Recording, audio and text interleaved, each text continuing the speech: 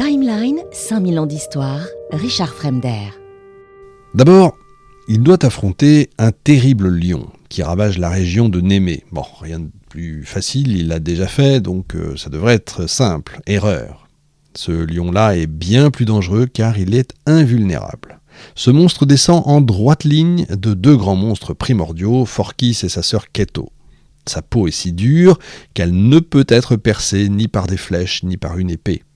La massue de fer que porte Héraclès se brise carrément en 1000 morceaux contre cette cuirasse. Le combat dure près de 30 jours, durant lesquels il s'escrime en vain. Donc il doit changer de stratégie, notre Héraclès. Il se taille une énorme massue dans le tronc d'un olivier et il essaie d'assommer la bête avec. Sauf que ça marche pas non plus. Alors il force le lion à se réfugier dans son antre et fait mine de s'en aller.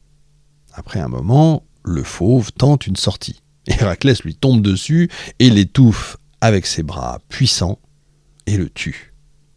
Et il se dit que la peau du lion peut le rendre à son tour indestructible. Alors il dépaisse la bête et charge l'énorme carcasse sur ses épaules. Il rentre dans cet accoutrement à Mycène. Et même si le lion est mort, Eurysthée est pris de frayeur. Alors il prend pleinement conscience là de l'incroyable force d'Héraclès, s'il avait besoin encore, et lui annonce qu'à l'avenir, il n'aura plus le droit de mettre les pieds dans la cité. Il devra à chaque fois déposer son butin devant les portes de la ville et lui-même d'ailleurs lui donnera ses ordres par l'intermédiaire d'un messager. Héraclès lui donne la carcasse du lion, mais il garde la peau et s'en fait une cuirasse plus solide qu'une armure en bronze. La tête lui sert de casque. Et c'est ce qui explique que depuis l'Antiquité, les peintres et les sculpteurs ont représenté Héraclès armé de sa massue et revêtu de la peau du lion de Némée qu'on appelle la Léontée. Sur les lieux du premier exploit d'Héraclès, on instaure les Jeux néméens, de grandes compétitions sportives, auxquelles vont participer des athlètes venus de toutes les cités grecques. Quant au lion de Némée, les dieux le portent au ciel, où il devient alors une constellation et un signe du zodiaque, le lion bien évidemment. Dans les marais glauques et nauséabonds de Lerne, ce qui est un lac profond, long de 62 mètres, vit un monstre épouvantable, une sorte de serpent aux multiples têtes, alors 7, 9 ou 50 selon les auteurs, c'est l'hydre de Lerne. Ce dragon ravage les cultures et les troupeaux des environs. Il descend d'ailleurs comme le lion de Némée d'une divinité primordiale, le vieux de la mer, qui gouvernait toutes les surfaces liquides avant la naissance de Poséidon. C'est un monstre épouvantable et, bien entendu, redoutable. Personne jusqu'ici n'a réussi à le vaincre, bien sûr. Chaque fois qu'on lui coupe une tête, vous en avez deux nouvelles qui poussent à la place. En plus, l'une des têtes est immortelle. Alors tout naturellement, Eurysthée charge Héraclès de le mettre à mort. Héraclès monte sur son char, accompagné de son neveu Iolaos, qui lui sert de cocher. Face à la bête, il engage aussitôt le combat, il le mitraille de flèches, enchaîne les coups d'épée, mais rien n'y fait, les blessures infligées sont légères et les têtes repoussent infailliblement. Alors Héraclès a une idée.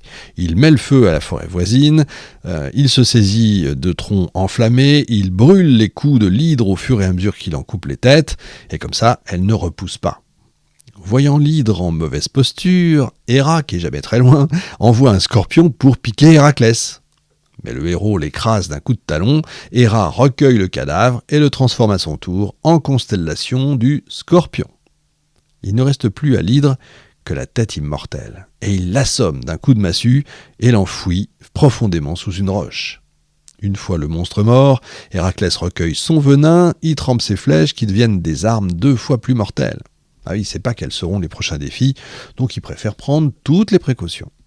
Et en retournant à Mycène, Eurysthée lui conteste la victoire sous prétexte qu'il a été aidé dans son entreprise par Iolaos. Il l'accuse d'avoir triché. Héraclès, furieux, n'a qu'une hâte, accomplir un nouvel exploit pour lui montrer qu'il peut aisément s'en sortir tout seul. Et il n'a pas à attendre longtemps. Eurysthée le charge de capturer un énorme sanglier qui terrorise la région du mont Érymanthe en Arcadie. Il fait pas bon vivre en Grèce à cette époque-là. Héraclès est accueilli par le centaure Pholos qui, en son honneur, ouvre une jarre de vin offerte par Dionysos en personne en prévision de la venue d'Héraclès. L'odeur alléchante du breuvage attire forcément les autres centaures. Les centaures, c'est des hommes mi-hommes, mi-chevaux. Créatures sauvages, parfois violentes, ils accourent armés de pierres et de bâtons, ils veulent leur part. Héraclès accepte de les servir, mais évidemment, une fois tout à fait ivre, ils agressent notre héros. Mais à la lutte, Héraclès est quand même le champion toute catégorie, donc il joue des poings, il cogne de sa massue, il tire ses flèches empoisonnées. Les quelques survivants s'enfuient à toutes jambes. Pholos, lui, n'a pas pris part au combat, mais au moment où il enterre ses frères, il se blesse malencontreusement avec une des flèches d'Héraclès. Le poison de l'hydre se répand rapidement dans son corps et il succombe quelques jours plus tard.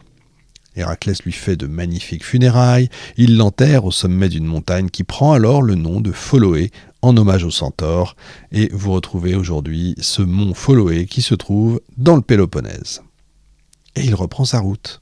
Arrivé devant la tanière du sanglier, il tend un filet, pousse des cris épouvantables de sa voix de stentor, le monstre surgit, entraîne Héraclès dans une course effrénée, le héros fait tout son possible pour l'épuiser en le pourchassant d'un endroit à un autre, et enfin, le sanglier qui cherche une issue dans la neige s'enfonce, Héraclès parvient à le capturer, il le charge sur ses épaules et le ramène vivant à Eurysthée qui, en le voyant arriver avec la bête, est tellement paniqué qu'il quitte la salle du trône en courant et se cache dans une jarre de bronze. Héraclès tue alors le sanglier d'un coup de massue. Vous voyez que Eurysthée est quand même l'inverse d'Héraclès. C'est celui qui a peur, c'est celui qui s'enfuit, c'est celui qui pleure, c'est celui qui